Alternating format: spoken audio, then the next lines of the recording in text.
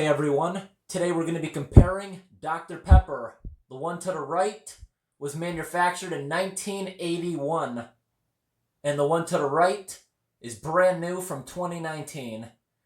Today we're going to open both of these up, see if they taste anything alike, and we're going to compare the ingredients. But first, we're going to get a look at both of these bottles.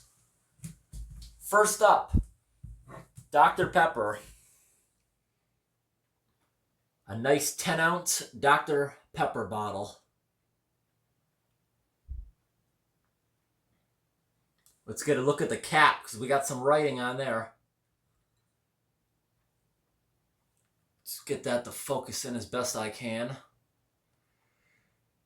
This cap here, because I had to copy and write down all the ingredients, I literally got a migraine just from looking at this because it's so scratched up. Some of those things, especially towards the bottom, are so hard to read. Okay, here we go on the bottom of this where we have our date. Okay, let me find it. Okay, there we go. That's it right there. 1981 on that code. So there's really not much more to see on this. Let's move on. Here's a new container. Nothing really important. Make sure everything focuses if anyone wants to take a look and read this. Just a plastic bottle. Let's get to the opening.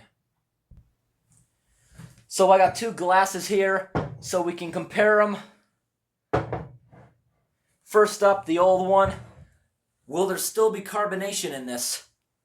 I don't know. Usually it escapes, but I was surprised by the 1975 7-Up I opened a while back. Let's see. You heard that? Oh, look at that. It's carbonated. I don't know how strong it is, but that is a good sign for us. Inside of the cap, no rust. Let's get a good sniff. Oh, it smells perfect, actually. That is amazing. Let's pour that out. It is carbonated. That is just so fantastic. I probably just lost like half of the carbonation by pouring that out. Let's open the new one.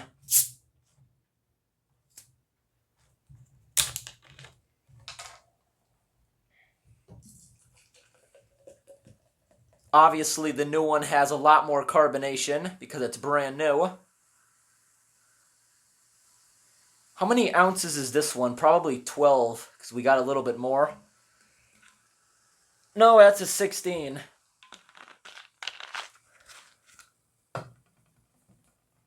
Okay, let's get down to this. Okay. This one here is a little bit musty, but they both have that really sweet Dr. Pepper smell. Okay. Okay. Both making noise. They both have carbonation in there.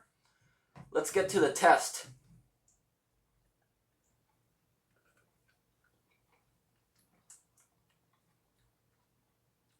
Not bad at all.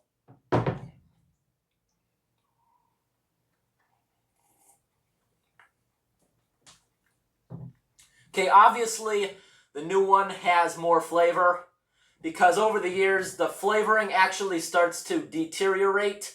So eventually you're just left with the corn syrup taste. I can really taste the corn syrup, but the flavor is not too bad. If somebody was to give me this saying it was the new thing, I probably wouldn't even notice it.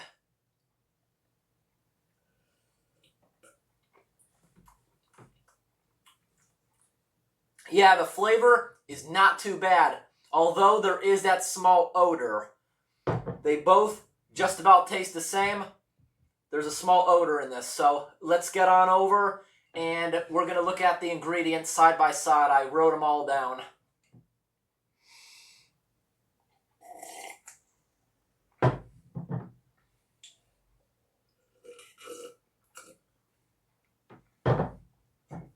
So every time I do a soda review, I always like to write these down side by side. Number 1 is carbonated water. Obviously, number 2 is sugar. They always remove the sugar and they add high fructose corn syrup. Even though the new one does have a lot of sugar, they had to add this stuff here. I understand a lot of people comment saying you can still buy Mexican soda that still has the soda, but this video is American sodas. The old one and the new one in this video are both from the USA. The United States started adding this stuff. Just want to point that out. I understand that Mexico makes it, but it's not the exact same product. Okay, next one is caramel. The same. Now this is in here. You see that one's there? And we go down. There's the preservatives, caffeine. So a few of them are rearranged a bit. We have a few extra things in the older soda. There's one more test I want to do with this.